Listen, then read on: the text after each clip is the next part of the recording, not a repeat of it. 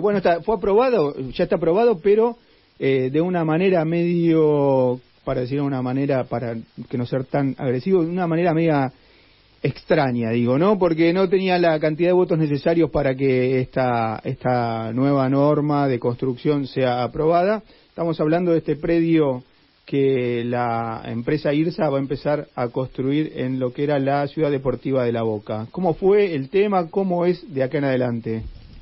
Bueno, como bien decís, es un terreno que queda en Costanera Sur, al lado de la Reserva Ecológica y al lado del barrio Rodrigo Bueno, un barrio que además está en proceso de urbanización y que ni siquiera fueron consultados ante este tema.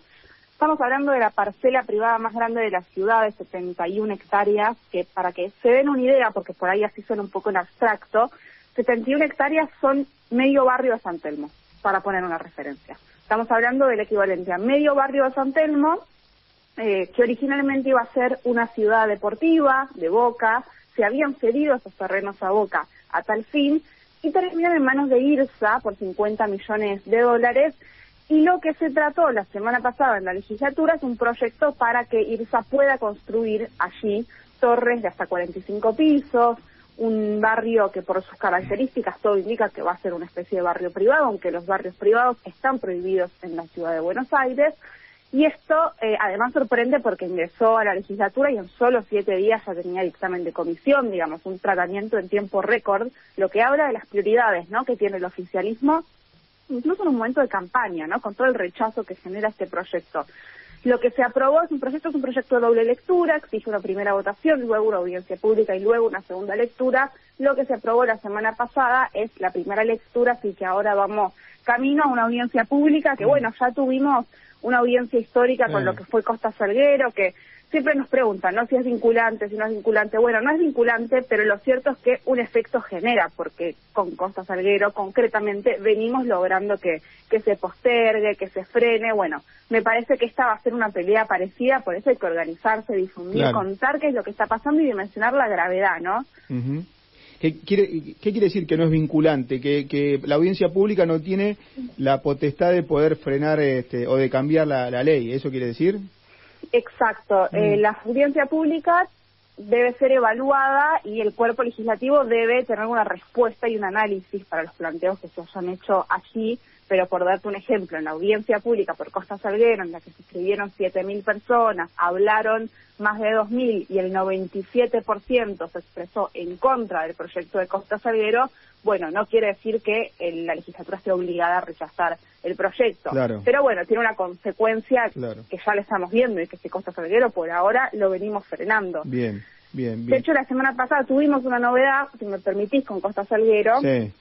Que es que, bueno, la legislatura terminó de revisar la primera tanda de firmas que habíamos presentado y, bueno, con eso queda ya el gobierno de la ciudad obligado a promocionar en medios oficiales la propuesta del parque público en Costa Salguero. Así que esa es una buena noticia, es una de las pocas iniciativas que en la historia llegaron a esa instancia y ahora tenemos que presentar las 40.000 firmas para que la legislatura sea obligada a tratar el proyecto y bueno, vamos ya por muchas más que 40.000, estoy segura.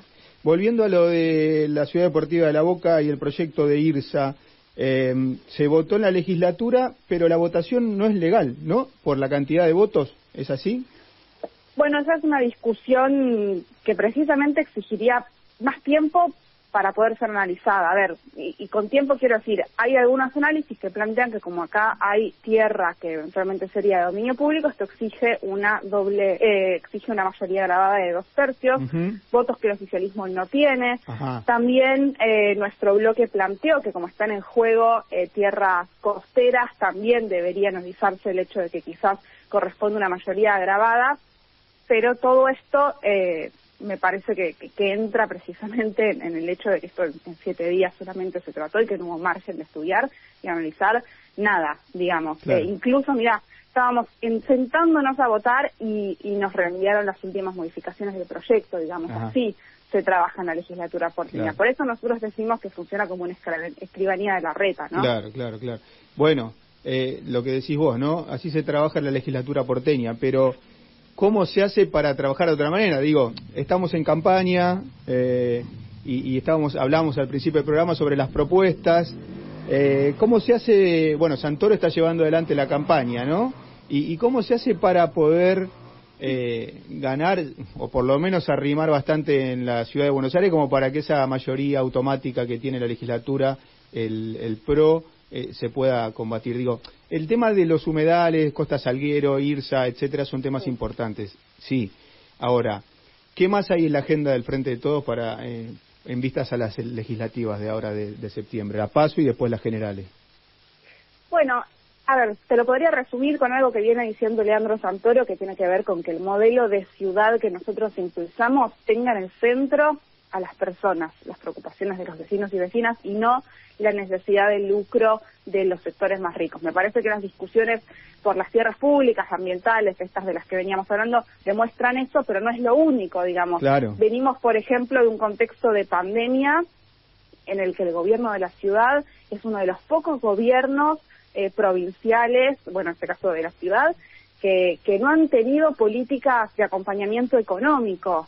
Esto no existe, las tuvo la nación, las tuvieron las otras provincias del país. La ciudad no tuvo medidas de alivio para los comerciantes, no tuvo medidas de alivio para los sectores culturales. Estoy hablando de medidas de alivio económicas, sí. No hay una. Yo le pregunto a cualquier porteño o porteña cuáles fueron las medidas del gobierno nacional, y esté de acuerdo o no, va a poder decir IFE, ATP, digamos, seguro. Sí. Ahora, ¿cuáles son las medidas del gobierno de la ciudad? No van a poder nombrar ni una, y eso es porque no hubo medidas de alivio para estos sectores que son porteños y porteñas y que podrían haber recibido del gobierno de la ciudad algún tipo de medida de alivio. Y así como te lo digo respecto de los sectores de clase media, comerciantes, sectores culturales, distintos tipos de comercios, tampoco lo hubo para los sectores más humildes. Claro. La verdad es que en los barrios populares no existió ni un aumento de la ciudadanía porteña, que es el único apoyo que tiene de ese estilo el gobierno de la ciudad, ni tampoco del subsidio habitacional.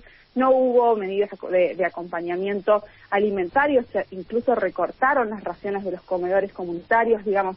Esto es un tema que para mí es central. Mientras tanto, se aumentaba, por ejemplo, el presupuesto para publicidad, se aumentaba el presupuesto destinado con las obras de las que hablamos al principio, ¿no? Las obras vinculadas con la privatización de distintos sectores de la ciudad. Bueno, en cuanto al personal de salud, no podemos dejar de decirlo, ¿no? Porque eso también, además, se discute en la legislatura porteña.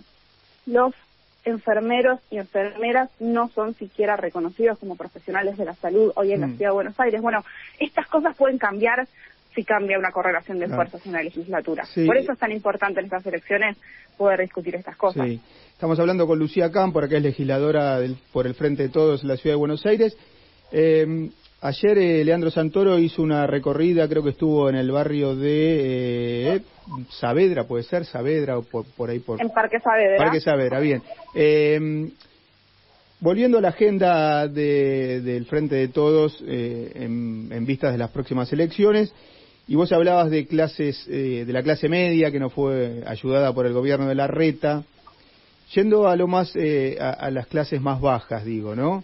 ¿Está dentro de la agenda del Frente de Todos la creación de empleo, la creación de alguna salida para todos los que están sumergidos en la pobreza, digo, más allá de ayudas, etcétera? Digo, porque la Ciudad de Buenos Aires, obviamente, me parece, y por ahí me equivoco, corregime si es así, si no es así, está compuesta en su gran mayoría por clase media, ¿no?